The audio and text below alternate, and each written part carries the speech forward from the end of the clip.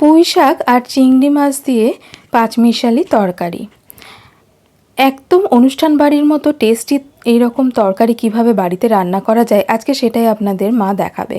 কিছু মশলার হেরফেরে আর রান্নার কিছু কৌশলের অদল বদলে একদম অনুষ্ঠান বাড়ির মতো সুস্বাদু রেসিপি ঘরেই বানিয়ে নেওয়া যায়।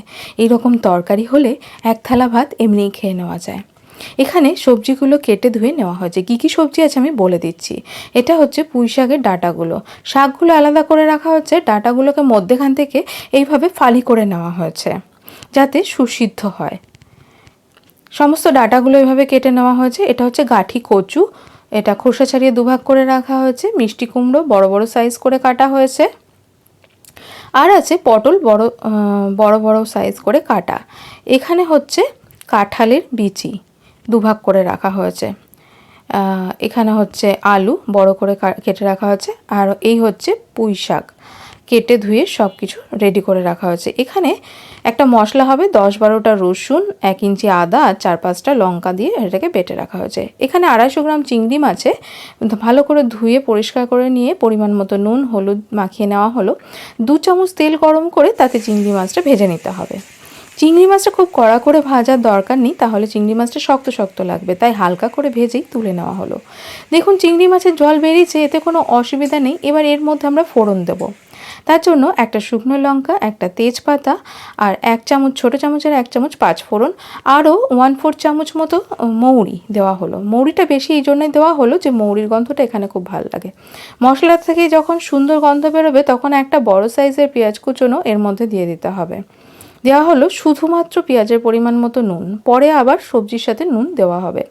এবার এটাকে নাড়তে হবে। 2-4 নাড়া দেওয়ার পরে এর মধ্যে আদা লঙ্কা রসুনের পেস্টটা দিয়ে দেওয়া হলো। মশলাটাকে একটু কষিয়ে নেওয়া হচ্ছে। মশলাটা খানিকটা লাল হয়ে এসেছে আর নেড়ে দিতে হবে। এই সময় দেওয়া হলো 1/2 চামচ হলুদ গুঁড়ো, 1 চামচ শুকনো লঙ্কার গুঁড়ো, কাশ্মীরি রেড চিলি পাউডার যেটা রং করে, আর এর মধ্যে সামান্য একটু জল দেওয়া হলো যাতে মশলাটা তলায় লেগে না যায়। এবার এই মশলাটাকে ভালো করে কষাতে হবে যতক্ষণ না এর ওপর থেকে তেলটা ভেসে উঠছে। এই সময় দেওয়া হলো সবজি মশলা। এই হচ্ছে সেই সিক্রেট মশলা। আমরা এখানে এভারেস্টের সবজি মশলাটা ইউজ করেছি। আপনারা যে কোনো কোম্পানির সবজি মশলা ইউজ করতে পারেন। অনুষ্ঠান বাড়িতে এরকম মশলা দেওয়া হয় বলেই কিন্তু এর টেস্টটা এত ভালো হয়। একবার দিয়ে দেখবেন কত টেস্ট হয়। আমরা ঘরোয়া রান্নায় তো দিই না। এবার ঢাকা চাপা দিয়ে এটা তেল না ওঠা পর্যন্ত কষানো হলো কম আছে। দেখুন তেলটা সুন্দর উঠে গেছে মশলা থেকে। এবার ভালো করে নেড়েচেড়ে নিয়ে সমস্ত সবজিগুলো দিয়ে দেওয়া হচ্ছে। সবজিগুলো এমনভাবে কাটা হয়েছে যাতে সব সবজি একেবারেই সুসিদ্ধ হয়। সেই জন্য যেগুলো শক্ত সবজি সেগুলো ছোট সাইজের করে কাটা হচ্ছে, যেগুলো নরম সেগুলো বড় সাইজের করে। এবার দেখুন এখানে সবজির পরিমাণ মতো নুন দেওয়া হলো। দিয়ে এবার মশলাটার সাথে সবজিগুলোকে ভালো করে মিশিয়ে নেওয়া হচ্ছে। এবার সবজিটাকে কষাতে হবে। এটা যত ভালো কষানো হবে তত তরকারিটার টেস্ট হবে। এই জন্য এটাকে ঢাকা দিয়ে একদম কম আঁচে রেখে দেওয়া হলো 4-5 মিনিট। 4-5 মিনিট পরে দেখাচ্ছি। দেখুন এটা জল ছাড়ছে, নরম হয়েছে। এবার তলাটা নেড়েচেড়ে দিয়ে আবার এটাকে ঢেকে আবার 4-5 মিনিট পরে দেখাচ্ছি। 4-5 মিনিট হয়ে গেছে। একটু খেয়াল রাখবেন যে 3-4 মিনিট পরই একটু নেড়ে দেবেন যাতে তলাটা লেগে না যায়। এই সময় পুঁই শাকের পাতাগুলো দিয়ে দেওয়া হলো।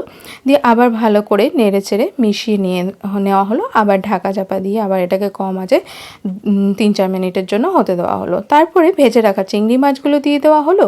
দিয়ে ভালো করে মিশিয়ে নেওয়া হচ্ছে সমস্ত সবজিটাকে। এই সময় এর থেকে খুব সুন্দর গন্ধ বেরোয়। এবার এর মধ্যে 1 চামচ চিনি দেওয়া হলো। চিনি দিলে টেস্টটা অবশ্যই ভালো হয়, না দিলেও চলবে। এবার এখানে জল দেওয়া হলো। জল এতটা দিতে হবে যাতে সবজিগুলো পুরোপুরি ডুবে যায় এইভাবে।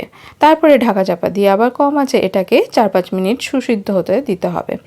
এইভাবে 4-5 মিনিট পর দেখে নেবেন নেড়ে চেড়ে যে ঝোলটা রেডি হয়েছে কিনা সবজিটা। যদি মনে হয় হয়ে গেছে তাহলে নামিয়ে নেবেন, না হলে আবার ঢাকা চাপা দিয়ে আরও 2-4 মিনিট রান্না করে নিতে হবে। দেখুন এখন এটা হয়ে গেছে, দেখেই বোঝা যাচ্ছে। এখন এর মধ্যে একটা স্পেশাল মশলা দিতে হবে। এটা হচ্ছে জিরে, ধনে, লঙ্কা, তেজপাতা আর হচ্ছে এলাচ, লবঙ্গ, দারচিনি। এটাকে একটুখানি শুকনো খোলায় ভেজে নিয়ে বেটে রাখা হয়েছে। সেই মশলাটাই বড় 1 চামচ দেওয়া হলো। এতে এর খুব সুন্দর গন্ধ এবং স্বাদ আসবে। এবার ভালো করে মিশিয়ে নিলেই ব্যাস সবজি তৈরি। ভাত বা রুটি সব কিছুর সাথেই খুব ভালো লাগে এই সবজিটা।